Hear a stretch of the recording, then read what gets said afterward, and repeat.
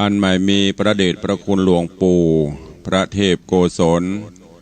ที่ปรึกษาเจ้าคณะภาค7เจ้าอาวาสวัดศรีโสดาพระอารามหลวงตำบลสุเทพอำเภอเมืองจังหวัดเชียงใหม่พระเดชพระคุณหลวงพ่อท่านเจ้าคุณพระเทพปริยัติเจ้าคณะจังหวัดเชียงใหม่เจ้าอาวาสวัด7ยอดพระอารามหลวงตำบลจ้างเผือกอำเภอเมืองจังหวัดเชียงใหม่พระมหาเถรานุเถระเจ้าคณะพระสังฆาธิการภิกษุสงฆ์สามเณรจุตนจุองค์ด้วยความเคารพขอเจริญสุขเจริญปอน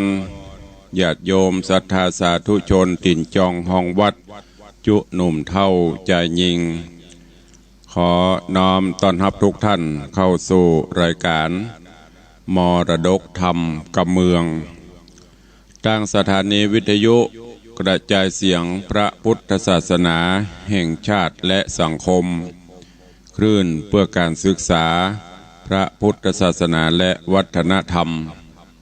ส่งสัญญาณออกอากาศกระจายเสียงที่สถานีวิทยุวัดฝ่ายหิน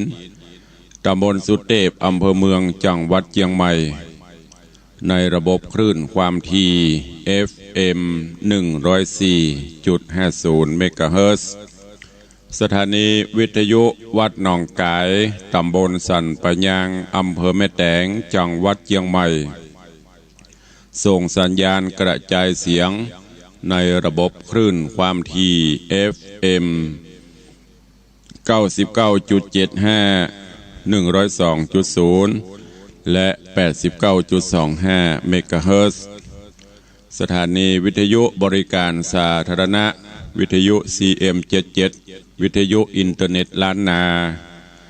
ส่งสัญญาณกระจายเสียงในระบบคลื่นความถี่ FM 97.5 เมกะเฮิรตซ์และสถานีวิทยุพระพุทธศาสนาจังหวัดเชียงรายกระจายเสียงที่ดอยม่อนจำปีวัดพระแก้วจังหวัดเชียงรายในระบบคลื่นความถี่ FM 99.50 เมกะเฮิรตซ์พร้อมกันนี้เจริญสุขเจริญปอนสาธุชนญาติโยมติดตามรับฟังต่างเฟซบุ๊กเฟซไลฟ์ต่างเว็บไซต์ต่างๆบ่ว่าจะเป็นเฟซบุ๊กเฟซไลฟ์ของวัดวังสิงห์คำเฟซบุ๊กของคลื่นเพื่อการศึกษาพระพุทธศาสนาและวัฒนธรรมวัดฝ่ายหินเฟซบุ๊กของวัดศรีรัตนมงคลล่องยาวตลอดจนตามคลื่นต่างๆตามเฟซบุ๊กต่างๆตีต่างญาติธรรมภิกษุสงฆ์สามเณรตลอดจนญาติธรรมที่ได้ฟังแล้วกดแชร์กดไลค์ออกไปสู่กลุ่มสู่เพื่อนเพื่อที่จะได้สดับรับฟังเสียงธรรมะโดยพร้อมเพรียงกัน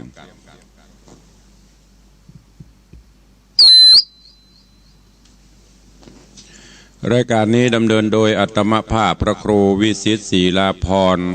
เจ้าคณะตำบลป่าแดดเจ้าอาวาสวัดวังสิงห์คำตำบลป่าแดดอำเภอเมืองจังหวัดเชียงใหม่เป็นผู้ดำเนินรายการก็จะได้น้อมนำเอาธรรมะสาระธรรมปืนบ้านล้านนาเทศนาให้ทุกท่านได้รับฟังกันเป็นประจำ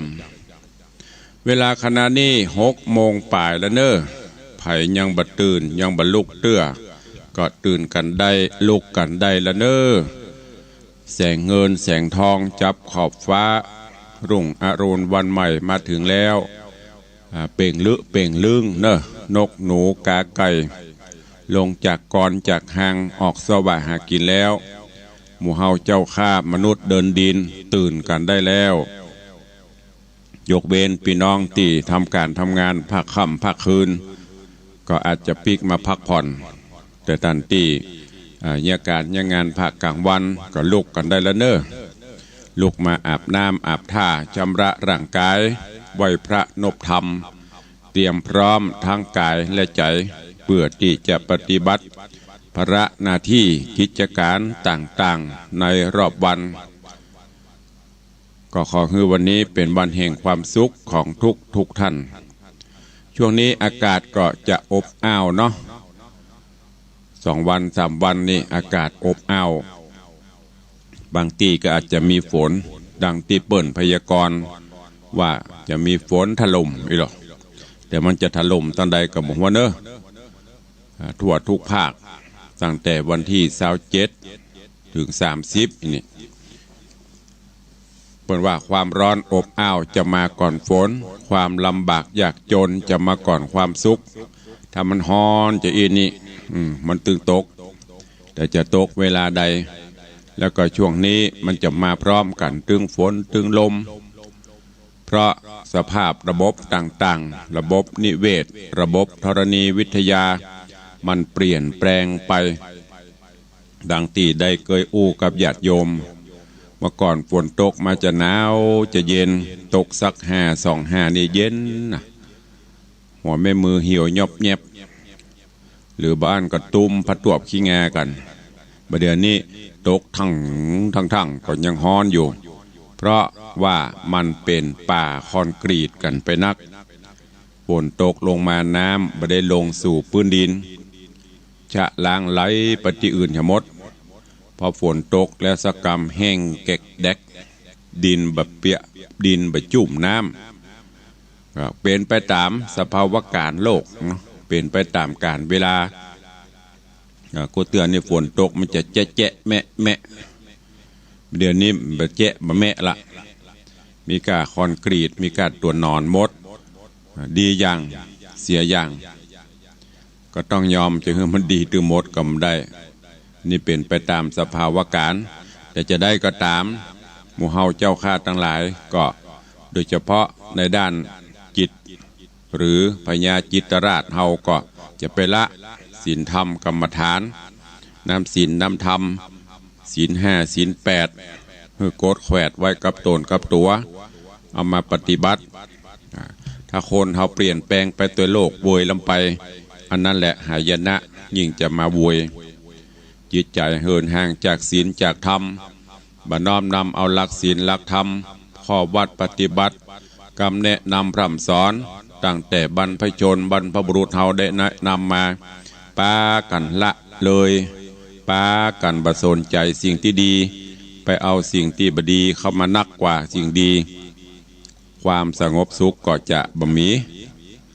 ก็จะมีแต่ความเดือดร้อนเข้ามาแทนเพราะฉะนั้น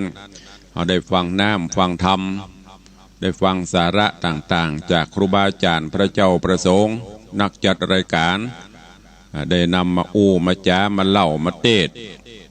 ต่างสถานีวิทยุก็หลายคลื่นตลอดจนได้ฟังตามสดก็ขอให้ได้เก็บไปคิดพิจารณาเอาไปใช้ในการดำเนินชีวิตประจำวันเนอะวันนี้ก็มาฟังกันต่อในเรื่องของธรรมเทศนาปืนเมืองเหนือเรื่องหมูหินตุลุงได้เทศนาไปผูกที่4ตอนที่1ผ่านไปแล้วเรื่องราวในตอนตะวาตอนที่ตอนผูกที่4ตอนที่1ที่จบไปก็มาถึงที่จันตะเทวีหลังจากที่ไปอยู่กับป่อเสียถีป่อเสียถีนี่ก็คือเป็นเสียถีที่เคยล่ำรวยแต่ปิกมาตกผานตกอัพแต่เปิ้นก็ยังมีจิตใจเป็นศีลเป็นธรรมอยู่อีกเด้ออยู่ด้วยกันอยู่ไปจันตะเทวีก็มาคืดหอดคืดเติงอินดูประกอบกับโดยบุพกรรมอย่างต่างๆของนางตัวก็เลยโอ้แหวนมินิวงติดเนื้อติดตัวมานี่เอาฮื้อปอเสียถีไปขายปอเสียถีก็เอาแหวนนี่ไปเสาะขายตามบ้านเสียถีเหมือนกันตั้งแต่เสียถีมหาเสียถีแล้วก็อภิมหาเสียถีปรากฏว่าแหวนวงนี้มีไผซื้อที่บ่มีไผซื้อเพราะว่าก้ามันปัญหาว่าของนี้เป็นของที่มีก้านักสตางค์บ่พอผู้ที่จะมีสิทธิ์ครอบครองแหวนวงนี้ได้ก็จะต้องเป็นผู้ที่มีบารมี เป็นผู้ที่มีสตุงสตางมีสัมปติเข้าของนักปุณณจันเจ้าฟ้ามหากษัตริย์ปุ่นก็เลยปากันเอาแหวนวงนี้ไปขายให้พ่อพญาเจ้าเมืองพ่อพญาเจ้าเมืองหันโอ้ดีใจก็ตกลงซื้อแล้วก็ ถามว่าจะเอาเท่าใดเศรษฐีป่อแน่ของจันตะเทวีก็บอกว่าสุดแท้แต่จะทรงโปรดแล้วแต่จะทรงพระกรุณาเตอะพ่อพญาก็บอกว่าโอ้ถ้าจะอ่านก็ข้าจะพระราชทานทรัพย์สินสลิงคารสัมปติเข้าของเจ้าปิกมาเป็นอภิมหาเศรษฐีเหมือนเก่าเหมือนเดิมจากที่ตกอับตกโจรไปเพราะสถานการณ์ต่างๆมันบีบบังคับอันนี้ก็เหมือนเดียวกันนะญาติโยมทั้งหลายจะไปว่าโรยจะไปว่าเป็นเศรษฐีบ่มีวันตุกมันบ่แน่กรรมโบราณเพิ่นก็จึงบอกตามีหน้าพอหน้าบ่หันอย่างจะเกิดขึ้นกับบ่ฮู้เมื่อพ่อพญาได้ตกลงซื้อแล้วก็ได้มอบคืนหรือว่าได้มอบสมบัติพัสถานต่างๆให้พ่อเศรษฐีพ่อน้าของจันตะเทวีก็ได้หวนปิกขึ้นมาสู่ยังความสุขกายสุขใจขึ้นมามีที่อยู่ที่กินบ้านจองหอเฮือนคฤหาสน์อย่างต่างๆก็ปิกขึ้นมาเหมือนเก่าเหมือนเดิมพี่น้องชาวบ้านก็เกิดความอินดูแล้วก็ได้ทราบข่าวต่างก็ชื่นชมยินดีกับเศรษฐีตลอดจนจันตะเทวีมีอันใดก็เอามายื่นมาปั่นฮื้อกับจันตะเทวีตวาเทศนามาถึงที่นี่เวลาหมดเวลาวันนี้ก็มาฟังกันต่อว่าเรื่องราวของหมูหินจักเป็นจะได้เจิญญาติโยมศรัทธาสาธุชนท่านทั้งหลายตั้งอกตั้งใจฟังพระธรรมเทศนาปืนเมืองเหนือเรื่องหมูหินในภูกที่4ตอนที่2ณโอกาสบัดนี้ นะโมตัสสะภะคะวะโตอะระหะโตสัมมาสัมพุทธัสสะสัตตโบฟังลาโสตุจันนาสัพปุริสะตั้งหลายทั้งหญิงและชายม้วนหมู่อันทาอยู่ดาฟังยังรัสธรรมเทศนาเรื่องหมูหินล่ำดับมาถึงยังผูกทวนที่4ตอนที่2เนอเจ้าขอเจิญศรัทธาต่างหลายเล่าจุงทอมทาดาฟังต่อไปหน้านี้และนาการว่าถึง7 วันมาไข่พญาใหญ่เมืองจำปาก็บอกเฮเสนาและอำมาตย์พรหมณจารย์กหบดีเศรษฐีและพ่อกาทวนนาหมู่ประจาฮือปากันมาจุดาวมาสู่ภาษาเต้าราชาการเขามาพร้อมแล้วเต้าตนเกี่ยวก็เจียนจาวัดดูราต้านตั้งหลาย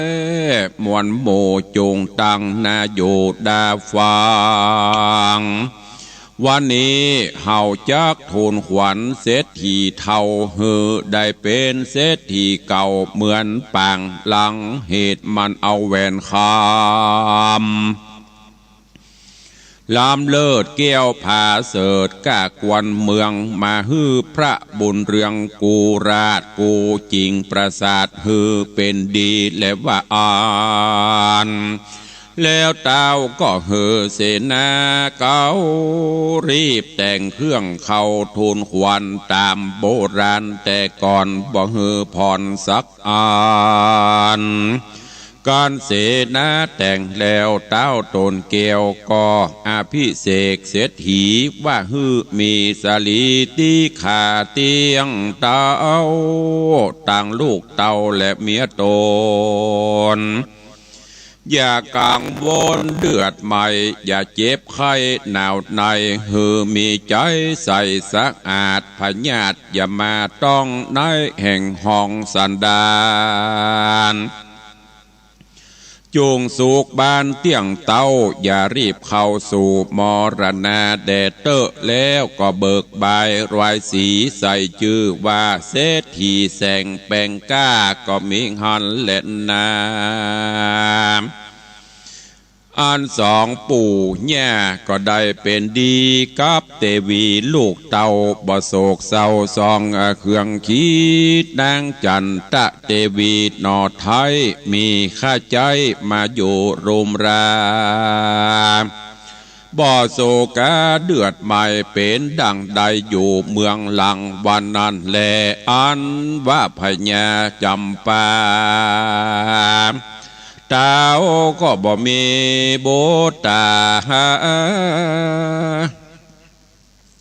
อันว่าพญาจำปาเต้าก็มีบุตาใจนึ่งงามบ่สาวอายุเจ้าได้15 ปีควายเติงมาพญาโตนป้อก็ได้ยินข่าวลือจามว่าพญาปาลาณสีมีลูกหญิงงามจื่นจอยนามชื่อนางนาฏน้อยประภาวดีดาวก็มีใจจงไฟมักใคร่ใดเป็นสะพายสืบปาลาจิงฮือเสนาดาเครื่องพร้อมจุเยืองปันลังการเกิดจางสาร10 ตัวงัว10 แม่ม้าเข้าเครื่องแห่10 ตัวเครื่องครัวคานหลายหลากเสือพระหากแพรไม้เงินข่าวใสมุกมาดสายซ้อยคาดและคำแดงกับตังแหวนแสงแปงก้ายิ่งพร้อมทุกสิ่งปันนาการเสนาหันไปก่อนหน้าจางมากกว่าจอมหลังได้หลายวันจริงฮอดเวียงเกี่ยวยอดปราณสีเถิงยามดีเลิศแล้วก็เอาการขึ้นสู่ภาษาเกี่ยวลาจาย่อหัตถาใส่กล่าวไว้ยังเจ้าพระญาวาคาเดมหาราชเจ้าเต้าบ่เศร้าโศกบ่โศกเศร้าเครื่องใจภัยยะใดบ่มาตองบ่เดือดห้อนการใดและหรือว่าอ่อนเมื่อนั้นพญาปราณสีจริงมีกรรมดีถามต่อว่าดูราท่านทั้งหลายใหญ่น้อยสูปอยลูกที่ไหนที่ใดมาบอกเกยหันหน้าตาสักเตื้อสูรังเรือมาเมืองใดนั้นจ้าที่นั้นเสนาผู้องค์อาจฉลาดโดยเจิงกรรมจริงไว้ตนคำเต้าใหญ่ว่าผู้คานิไซอยู่เมืองจำปา บัดนี้พญาก็ตกแต่งหือผู้ข้าพร้อมนาเครื่องปันนาการนำมาถวายแก่พระผู้บานเป็นเจ้าเพื่อขอเอาลูกเต่าไปเป็นสะไปสืบปุรี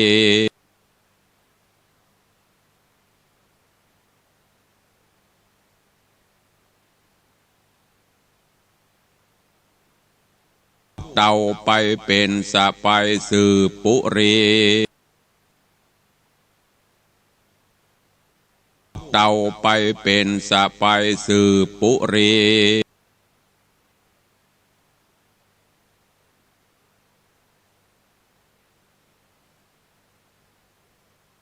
เต่าไปเป็นสะไปสืบปุรีเต่าไปเป็นสะไปสืบปุรี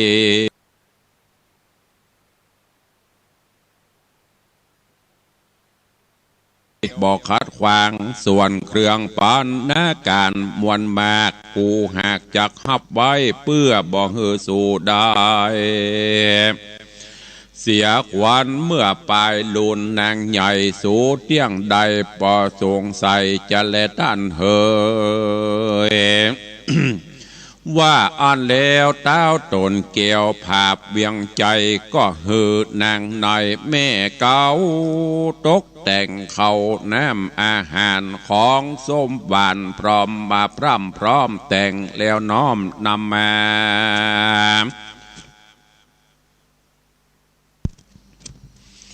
นำมาเลี้ยงเศษนาและอำมาตย์สองเมืองหากซุ่มกันก็มีหันและนาอันว่าประภาวะดีงามเง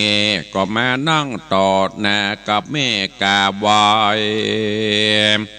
ผิวนางใสจ้าจ้อนเนื้อเกลี้ยงอ่อนงามตาเจ้าจำปาดูบอกกายบอกหูนายนางเล่าเขาก็ยังเศร้านานกว่า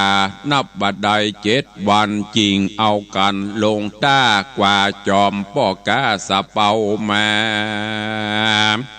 ถึงจำปาคำลาก็คืนสู่ผาศาสตร์พระเจ้าฟ้าทูลสาหานว่าข้าแด่พระนอโพบานเป็นเจ้าเอาผู้ข้าก็เอาเครื่องบรรณาการหลายแหล่เมื่อทะวายแก่พญาปราณสีเต้าก็มีไมตรีอนุญาตฮือนางน้อยนาฏแก่องค์คามเจ้าว่านางยังน้อยยังน้อยไปหูที่ถอยงานได้ พระจอมไต้ตนป้อจริงจักขอไว้ทาหือนางนอดลาจำเริญไว้จริงจักส่งนางสายใจนอดไทยมา มาเป็นสะพายและพระองค์คำจาและนาอาธาน้อยกาละนอนอันว่าพญาพรหมดัดนอดเต้าโตนภาพดาวปลานาเสก่อนเสนาจำปานีจากห้องปอกไปสู่ประเทศต้องจำปาดาวก็มาเตะเครื่องปั่นนาการหลายหลากเสื้อผ้าหากแพรพรันเต้า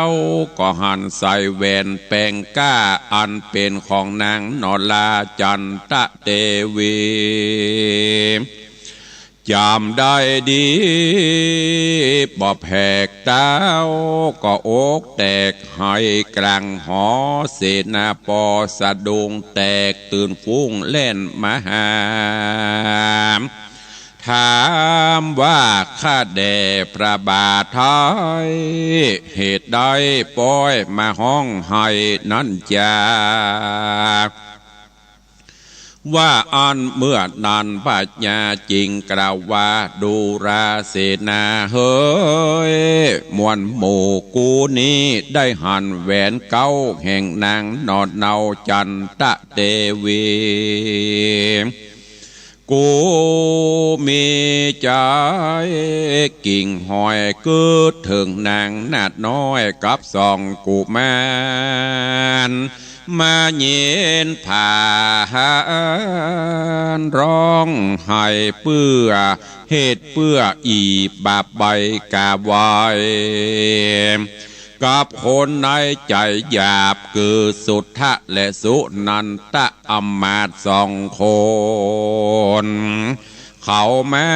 ยูจนสนสอกูฟังกำหม้อแต่ดีลีอีกาไว้บอดีกูจักถือมันหนีจากห้องจักเอาไหลล่องกงกาจะและว่าอันแล้วก็ลงจากภาษาเกี่ยวตันใจไป ไปหานางกาไว้ใจเศร้าว่าสูนี่เล่าโสนสอบเมียกูสู่3 คนนี่นาใจบาปเมียนจาดแล้ว2 คนเปื้อหย่อสูญูจนโสนสอบเมืองปอแตกกับสู กูจักฆ่าฮือเมียนจาดแล้วกำผมตื่นลากฮือตาฮือเต้าตากไงฮือเต้านาตากนอนไงเอาค้อนไหวตีไหลเตื้อพาเสือปอบอติดตัวนางยินกัวร้องไห้ยกมือไว้กลิ้งเกือกไปมานางปากพาวดีนอท้ายก็มาบอนขออยู่ใจใจว่าขอป้อได้คุณนาขอป้อพญาตี้ไว้จุงไว้ชีวิตแม่ขาสักกามเจ้าอินโดนางตาดำลูกแก้วก็วางใบแล้วยังแม่กาไว้จริงสั่งเสนาในหาดเฮาว่าจุงเอานางเต้าอีกาไว้ใส่แปรไหลล่องน้ำเฮอชีวิตความสู่มรณาแดดเตอว่าอันตีนันเสนามวนมากก็จักลากนางเตวีไปสู่นาตีน้ำใหญ่แล้วเอาใส่แปรไหลนางตกใจให้สั่นฟองน้ำปั่นแปรลอยไปบ่อยๆละล่องโสดเสียงปองสายตาก็มิ่งหันเล่นนาดูลาสาปุริสาตังลาตังยิงและใจหนุ่มเทาอย่าเห่อใจกรรมเศร้าโมหะอย่าจะกรรมส่วนสอนนาจักหันต่อหน้าดังนางกาไว้นั้นและอันว่าพญาพรหมบัตัดราชเจ้าปาลาก็มีปิญาจอดห้อยนางนาดน้อยจันตะเทวีกับ2 สาลีลูกน้อยเต้าจริงกล่าวถอยแก่เสนาว่าดูราเสนาเฮยมวลหมู่สูจุงแต่งดะคนลงสู่กงกาไปซอถามหานางจันตะเทวีนอนเอากับลูกเต้า2 องค์คือคัตติญะวงศาและปรมจารีน้อยนาดจูงไปสู่ภาศาสพญาเมืองจำปาถามข่าวหาเมียกูและลูกเต่าถามยังพญาเจ้าต้นภาพดินแดนว่าแหวนแสงแป้งก้าใหญ่เต้าไทยได้แต่ตี้ได้มาเต้าจำปาหูและว่าหูแห่งเตี้ยงจักแจ้งไข่ปันจะเลนาอ่านว่าอำมาตย์และเสนาฮับเอาอาจญาใส่เกลาวันพวกเจ้าก็ล่องเหือไปตามฟองใสน้ำใหญ่นับบัดใด17 วันจริงเอากันไปฮอดจอดตาดน้ำเมืองจำปาแล้วลีลาเตียวกว่านับบัดใดวัน1ถึงเมืองก็ขึ้นสู่ภาษาเรือง แห่งเต้าไทยโนบขาบไว้ทูลสาบว่าคาแด่มหาราชเจ้าบ่ทุกโศกเศร้าเครื่องใจภายญะใดบอกมาต้องบอกคุณของการได้และหรือว่าอันมือนั้นพญาจำปาตนองค์อาจจริงถอยว่าทำกรรม ว่าดูราเสนามวลหมู่สูอยู่ห้องเมืองใดเครื่องใจสั่งและมาฮอดขอบอกฮื้อตนกูแดเตอนาเมื่อนั้นเศษนาผู้องค์อาจจริงบาดใบทูลสาวาคาแด่มหาราชเจ้าโตนนั่งเกลาประจาผู้ข้านี้นาอยู่เมืองปาลานาสีเมืองกวางบาดนี้พระเจ้าจ้างใจข้ามาถามว่าแหวนวงงามเลิศแล้วแหวนแก้วก้ากวนเมืองอันพระบุญเรืองเอาไปสอดเพื่อขอนางยอดแก้วประภาวดีเอามาเป็นสลีสะไปพระบาทไทยได้แต่ที่ได้มาเมื่อนั้นพระญาจริงกล่าวว่าดูราเสนาผู้แกวนไตแหวนนั้นไส้กูได้แต่เศรษฐีผ่านผู้เท่ามันเท่าเงาแต่เดิมตีบาดยังมีผู้นึกมีนางผู้นึ่งงามอาจได้ปัดพรากลูกเต้าและผัวโตนให้เลโรนปั่นบาที่ฝั่งน้ำกงกาเศรษฐีเอามาเลี้ยงไว้นับว่าได้3 ปีบ่มีสั่งใจใจตุกหยาใครหิวหอดนางจริงถอดเอาแหวนคำเศรษฐีนำแม่สู่ยังที่อยู่แห่งตนกูเล็งดูก้าใหญ่จริงไทยไว้ลวงลายตั้งงัวควายจ้างมาตั้งฝูงหมู่ขายิงใจเงินคำลายลำยิงแล้วจริงแต่งฮื้อเป็นเศรษฐีเฮือนมันเมตี้ไกลภาษาไทยตนกูนี้และนาตี้นันเสนาได้ยินทีก็มีใจกรี้จมบานย่อมือสานใส่กระเอาไว้พระเจ้าแล้วลวดลงหอว่าจะขอไปพอดนางนอดเนาเอากันเข้าสู่เฮือนเศรษฐีนางจันตะเทวีหันก่อนก็รีบไปซ่อนอยู่ในหอก็มีหันแลที่นันเศษนาผู้ฉลาดก็ออกปากถามหาว่าข้าแด่พ่อเศรษฐีเป็นเจ้าผู้ข้าใครหันลูกหญิงเจ้าป้อเศรษฐีบ่หันมีอยู่ห้องขอป้อเรียกร้องนางมาแดดเตอะว่าอันแล้วเศรษฐีก็เรียกนางแก้วมาหาว่าดูราลูกฮักแก่ป้อเจ้าจุงใจมอบมาปานมาดาขานปูยาหมากเมียงเปื้อตำเลี้ยงแขกแก้วมาเฮือนแดดเตอะนางจันตะเทวีงามแง่กุดยากแต่หนักหนาบอกใครหันบอกใครหันเสนาเต้าเก่านางขัดนิ่งเราในใจดักอยู่ในหน่อยนึ่งแล้วนางแก้วจริงออกมาหา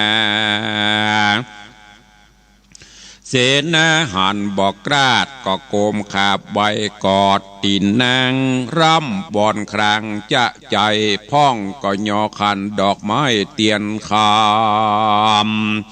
นางบ่มีกำจักปากมีแต่น้ำตาหากบังลอยลงเสนาในองค์บอนเล่านางนอนเนาจริงเจียนจา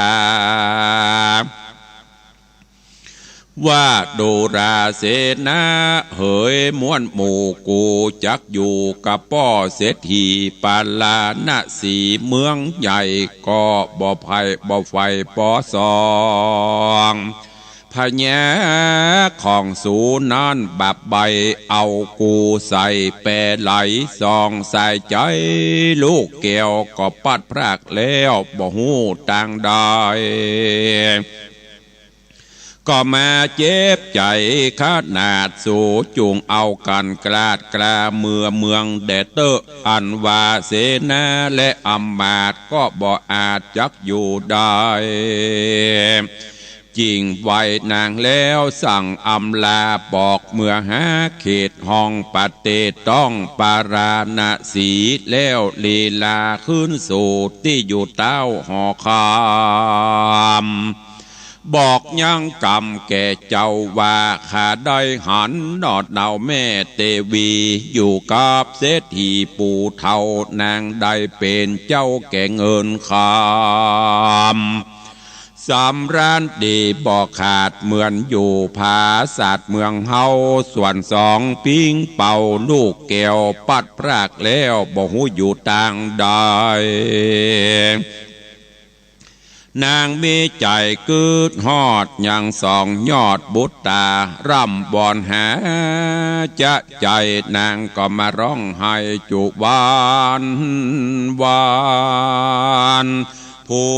ขาย่อขานดอกไม้ขอนางนาทายขึ้นหลังนางบ่พันแม่บ่พันแม่ฮอดบ่วังเป็นยอดบุรีจักอยู่กับป้อเศรษฐี ป้อเศรษฐีแม่เศรษฐีปู่เฒ่าบ่วังเป็นเจ้าปอสองว่าอันก็มิงหันแหละนาเมื่อนั้นปัญญาก็มีโศการ้องไห้จะใจรำบอนหาเทวดาอันอยู่ภาษาทก็ใคร่หัวใส่เตาที่ราชลาจาว่าพญานี้หนาง่าวใบมาร้องไห้เหตุสันใดนั้นก็มีบานนั้นแหละนานิธิตังขีญาสังวันนาวิเศษจาห้องเหตุยังธรรมเทศนาหมูหินผูกทวนสี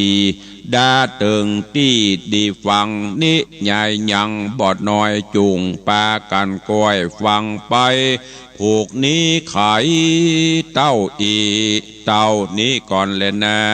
ก็บังโกมสมเรศเดชจบไปแหม1 ตอน 1ผูกที่ 4โอ้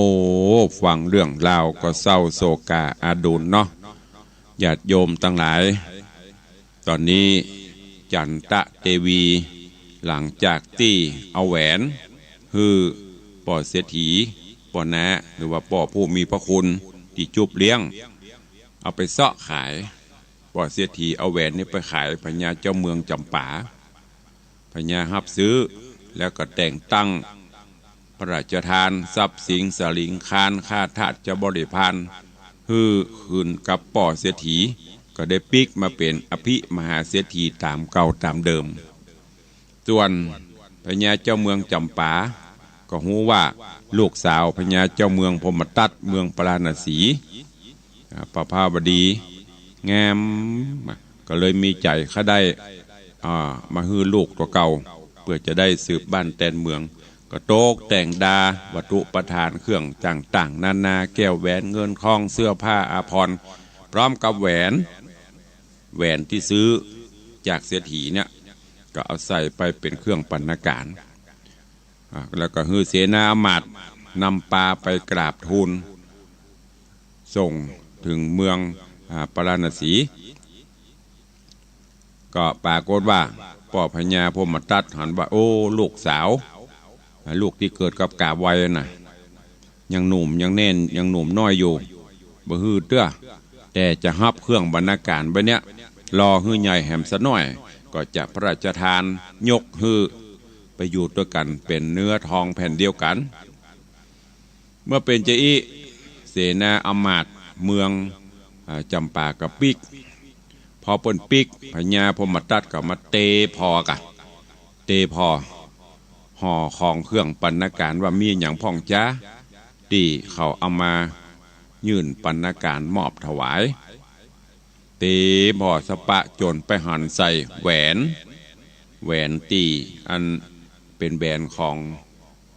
มเหสีหลวงจันตะเทวีน่ะจำได้โหอันนี้แหวนเมียเฮานี่มันมาอยู่นี่ได้จะได้บกองหันแหวนปบย้อนถึงอดีตความหลังน้ำตาปังพึกให้ตัวน้ำตาย้อยตัว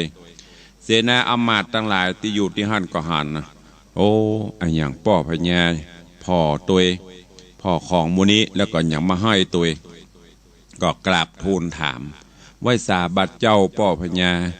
มีปิติมีเรื่องราวอันอย่างจ้าพ่อเครื่องบรรณาการของเมืองจำปามาตัวให้ตัว ป้อพญาก็เลยได้ปูจากับเสนาอมาตย์ข้าราชการผู้ใหญ่ที่หน้าพระพักเมืองหน้าว่าโอ้สู่เจ้าทั้งหลายพอเนเตอร์โอ้ข้ากัดอกกัดใจตันอกตันใจเนาะอย่างจ้าเนี่ยแหวนเนี่ยข้าจำได้ติดหูติดตากำพ่อข้าหันปบข้าก็จำว่าแหวนเนี่ยเป็นแหวนของแม่นางจันตะเทวีมเหสีเนี่ยที่ข้าฮือเปิ่นไว้พระราชทานติดเนื้อติดตัวเดี๋ยวมันมาอยู่นี่ได้จะใดแสดงว่านางยังมีชีวิตอยู่พอหัวยีปบหวนกึดถึงกาไวเนี่ยเป็นตาอีกาไวกับบะห้าสองคนบะเสนาหมุนเนี่ยใส่ใครใส่ความเอาจนกันฆ่ากอกง่าใบพญาบัตันได้กึดก็ว่ามันเป็นบุพกรรมโมโหโคตรจนกระทั่งพระราชพระเลศก็ไปหาที่หอประสาทกาไวไปถึงก็มาพูดพร่ำทำเพลงอย่างนักเปียโผมได้ก็ตบพ่องได้ตึงตบตึงให้ยิกพ่องเนาะนั่นจะว่าเตะนี่ก็ดูกระไรอยู่ถ้าได้ตึงทำร้ายร่างกายนักพ่องเตอะ ว่าไปต่างๆนานาด่าแล้วก็สั่งเสนาอมาตย์แปลงแปรข้าเ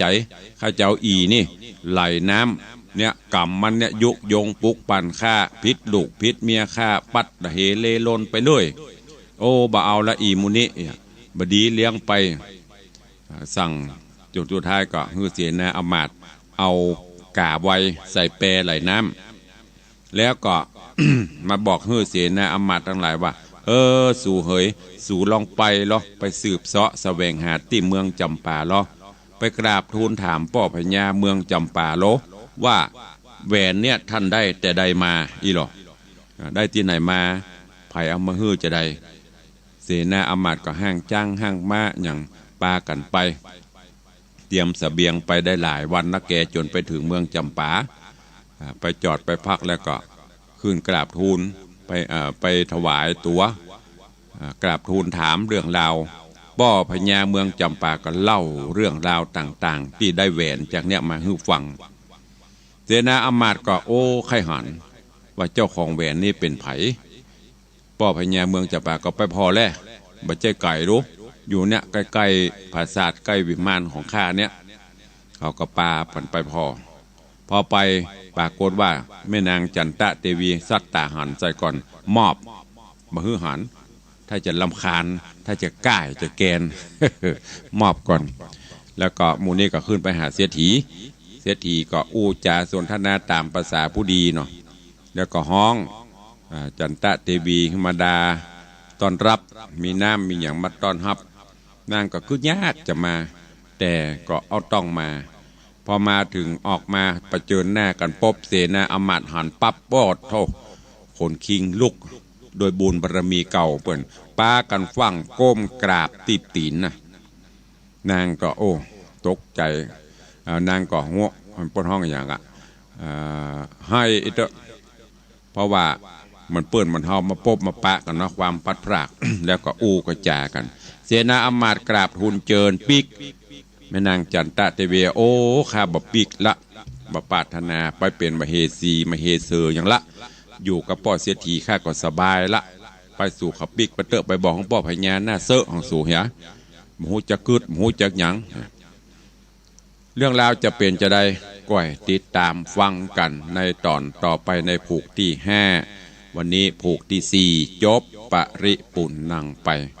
โดยเวลาเพียงเท่าอี้แล้วก็เกือบจะหมดเวลาละเหลือเวลาแถมกี่นาทีก็จะหมดลงเนาะก็มาสู่โหมดใต้รายการเนอะวันนี้ก็ก่อนที่จะได้อุจา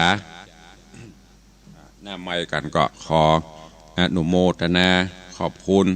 ญาติธรรมญาติโยมเฮาเนอะที่ได้มาร่วมโมทนาบุญกับตุลุง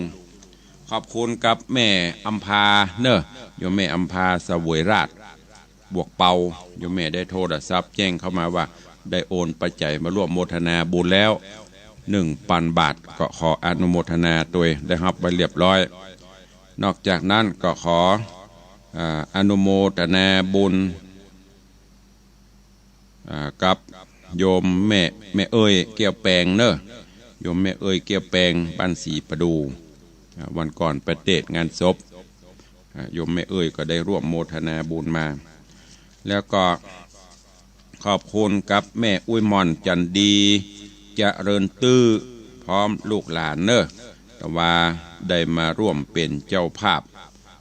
สังฆทาน1 ชุด 2,500 บาททานไปฮื้อนายประชันกันทราช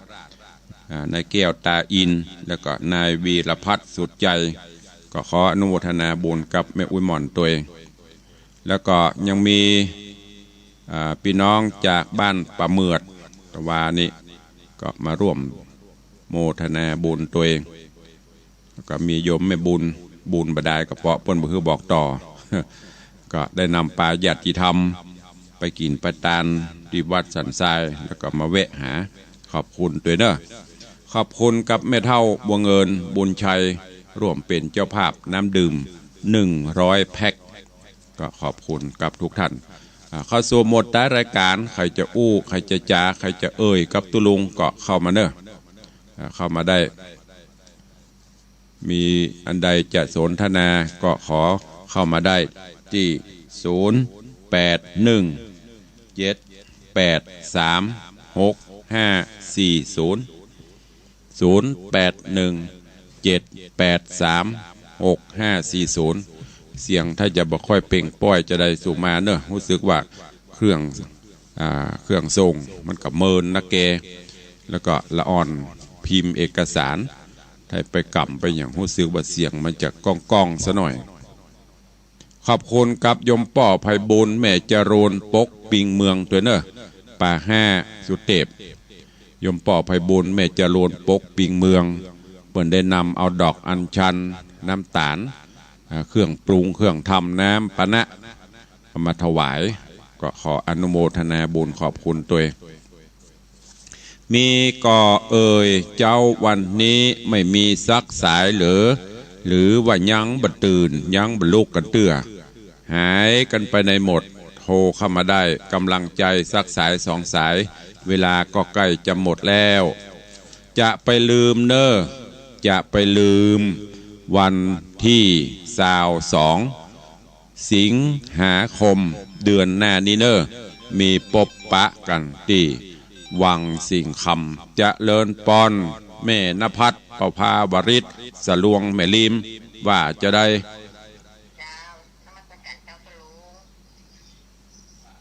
อู้มาเลยเร็วๆเวลาจะหมดสาธุอนุโมทนาเด้อบัดถามมาว่าจะมาก็เพราะว่าถามไปกับนี่แล้วแต่เดี๋ยวไม่ได้มาก็จะบ่ม่วนทั้งหมดมาก็แล้วแต่ไม่ถามละว่าใครจะมาไม่มาถ้าพร้อมก็มาไม่พร้อมก็แล้วไปเจริญปอนโ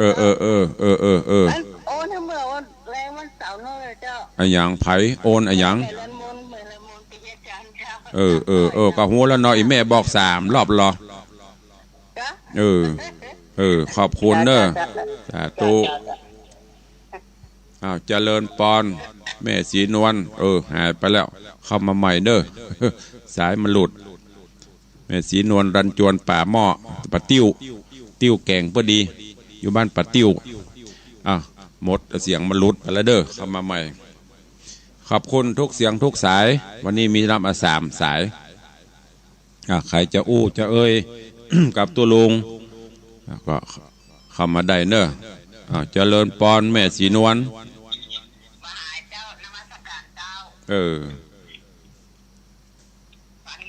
สาธุอนุโมทนาเจริญปอนเนอะเนี่ยลันจวนปะติ้วบาหายเจ้าฟังอยู่สาธุใครแหมขจายเวลาจะหมดอู้กันคนน้อยได้อู้ได้จ่ากันเมื่อเจ้าไผว่างก็มาเนอะเชิญชวนทุกท่านก็ต่างมาลาดอกไม้ทูบเทียนอู้เชิญกันต่างสถานีเนี่ยที่ได้ฟังอยู่ทุกวันที่21 สิงหาของทุกปีก็เป็นวันรวมญาติที่ทำเฮาไปผู้ใดที่ว่างก็มามันบ่ว่างก็คือบ่ว่างเนาะจะไปว่าจะได้มันบ่ว่างก็คือบ่ว่างเจกดิงบัวเงินว่าจะได้ฮัลโหลฟังอยู่เจ้ามีอย่างเพิ่มเติมจะตุน้ำตัวใดก็ร้อยเนาะสาธุขอบคุณอนุโมทนาเนอะแม่เนอะจะเลินปอนโยมแม่บัวเงินแม่เท่าบัวเงินบุญชัยนี่ก็มาห่วมกินห่วมตานกับตุลุงตลอดการใดบ่เคยละมันเคยขาดอันนี้เพราะว่าดับเบิลฟันแท้เนี่ยดับเบิลฟันแท้ ฟังตัวมีงานกับมาตัวฟันแท้ก็ขอบคุณตัวแหมซักสายจะหมดเวลาละใครจะอู้จะตัวตุลุงยามเจ้าก็เข้ามาเนอะหมู่หินวันนี้กับม่วนขึ้นติ๊กฟังฟังกับบ้วนเนาะก็บอกบอกฟังหมู่หินไปวัดก็ตุเตศหมู่หินมาฟังตุลุงสถานีแหมบอกฟังละก็ตามใจ มีหน้าที่เทศก็เทศให้ฟังไม่ฟังก็ตามใจ อันนี้อู้แต่พ่องเล่นพ่องไปวัดตุลุงสวกไปใจเนอะหมียังจะอู้ละมีก็ใครจะอู้ตัวนับวันก็นับจะหายไปวันตำเตียก็นักบางวันก็ลดลงวันนี้มี4 สายจะไปลืมบอกต่อกันเด้อจะได้รอพระเจ้าทองคำในวันที่22 วันเสาร์ที่22 สิงหาคมเดือนหน้านี่ละเนอะเหลือเวลาแถมประมาณ20 กว่าวันนับถอยหลังก็เจริญปอนเจิญแม่ปานีหมดเวลาแล้วเนอะ